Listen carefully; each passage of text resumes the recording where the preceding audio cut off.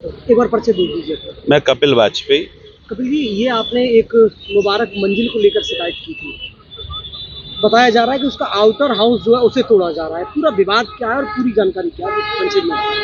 आगरे में ताजमहल एक प्लेटफॉर्म पे बना है, लेकिन वो एक परकोटे में है। पूरे परकोटे के हिस्से को अगर तोड़ा जाएगा तो ये माना जाएगा ताजमहल को तोड़ा गया, क्षति पहुंचाई। ये हेरिटेज साइट है। उसी तरीके से मुगल कालीन इमारत है, आप लोगों ने मौके पे भी देखा है। और इस हेरिटेज साइट का आउटर हाउस कहकर एक हिस्से को तोड़ दिया है, जबकि पुराने इनके अभिलेखों में ये पूरा का पूरी जमीन एक है। आपस में हुए बंटवारे के कारण से एक हिस्सा जो छूट गया, बच गया, तो उसको ये तोड़ा हुआ मान रहे हैं कि हमने ये तोड़ा है, जबकि वो मुबारक मंजिल का पार्ट है। और मुबारक मंजिल जो संरक्षित इमारत है, उसके बावजूद भी अधिकारी जानबूझ के गुमराह करते हुए, मैंने जब शिकायत करी, 3 महीने से यहाँ तोड़फोड़ का काम चल रहा था, जब शिकायत करी, हल्ला मचाया, तब यहाँ पे काम रोका है कल आकर। और उससे पहले सभी अधिकारी, मैं तो ये बात कहूँगा कि सभी अधिकारियों में से बड़े जिम्मेदार अधिकारियों में उनकी जानकारी में था, और ये रिश्वतखोरी के कारण से ये तोड़फोड़ हुई है। यहाँ ये किसकी जमीन थी और किसने खरीदी और कौन तोड़वा रहा था इसको? ये मुगल कालीन इमारत है, अंग्रेजों के पास ये गई थी, अंग्रेजों से ताराचंद जी की फैमिली के पास आई, ताराचंद जी के कुछ आपस के बंटवारे हुए, उसके बाद बिल्डर विकास जैन के पास ये जमीन आई और बिल्डर विकास जैन इसे तोड़वा रहे हैं।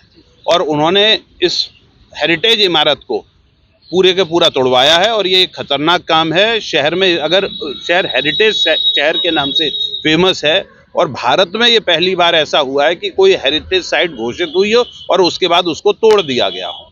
बिल्डर ने पैसे से जमीन खरीदी, बिल्डर को जानकारी नहीं थी। 3 महीने पहले नोटिफिकेशन जारी हुआ उसका, और उसके बाद वो लगातार तोड़ता रहा। ऐसा हो सकता है क्या? ऐसा संभव है क्या? मुबारक मंजिल अंग्रेजों का स्ट्रक्चर है, वो मुगलों का स्ट्रक्चर है, और राह चलते आदमी को वो मुबारक मंजिल मुगलों का स्ट्रक्चर आज भी दिख रहा है। और जब जानकारी नहीं थी तो खरीदा क्यों? और खरीदा तो इतनी जल्दी क्या थी कि आप तत्काल तोड़वाने में लग गए, और तोड़वाकर इसका इतना सारा मलबा आखिरकार गया कहाँ? कौन सी जगह आपने जाके छुपा दिया? भाई सैकड़ों टन वो ट्रैक्टर ट्रॉली यहाँ से मलबा निकला होगा, वो मलबा गया कहाँ आखिरकार? वो कहाँ खपा दिया, गायब कर दिया? अगर वो सब ही इकट्ठा कर लिया जाएगा तो पता चल जाएगा, जांच हो जाएगी।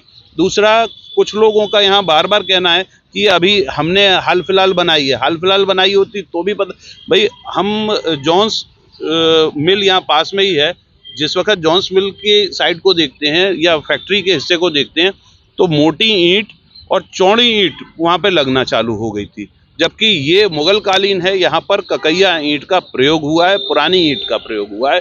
तो ये पहला सबूत है। दूसरा, इतनी जल्दी क्या पड़ी थी हेरिटेज साइट, और इन अधिकारियों को जिन्होंने इसे घोषित संरक्षित घोषित करा था, उन्होंने इसकी पाड़बंदी क्यों नहीं करी? क्यों सीमा रेखा नहीं तय करी? आपकी शिकायत पर विभाग की ओर से क्या जानकारी दी? विभाग ने लगातार गुमराह किया। पहले तो टालने की कोशिश करी, जब थोड़ा सा जोर से हल्ला मचाया, और मेरे एडवोकेट धीरेश तिवारी जी इलाहाबाद से, उन्होंने प्रयागराज से लेटर लिखना हाईकोर्ट के हवाले से शुरू करा कि अगर आप नहीं रुके तो हम हाईकोर्ट में PIL में जाएंगे।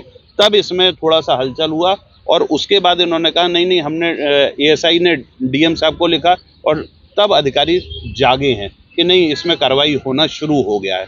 और अब मैं आप लोगों के माध्यम से ये बात सब तक पहुंचाना चाहता हूं जल्द ही, क्योंकि ये बहुत प्राचीन हमारी हेरिटेज है, और अगर इसे तोड़ा जाता है तो हम तोड़ने से रोकने के लिए कम से कम मैं तो हाई कोर्ट जा ही रहा हूँ, PIL के रूप में अपील करूंगा, और इस साइट को बचाने का अपना भरसक प्रयास करूंगा। तो दोषी कौन है इसमें?